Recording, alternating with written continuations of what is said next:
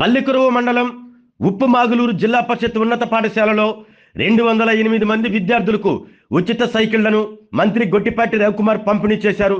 విద్యార్థుల భవిష్యత్తును దృష్టిలో ఉంచుకుని దూర ప్రాంతాల నుంచి సౌకర్యవంతంగా పాఠశాలకు చేరుకునేలా ఈ కార్యక్రమాన్ని అమలు చేస్తున్నామని మంత్రి గొట్టిపాటి రవికుమార్ పేర్కొన్నారు.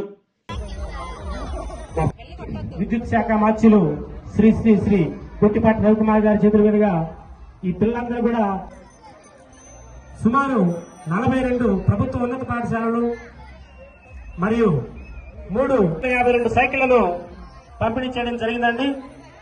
శ్రీ శ్రీ శ్రీ శ్రీ గొట్టిపాటి రవికుమార్ గారి వారి చేతుల మీదుగా ఈ సైకిల్ పంపిణీ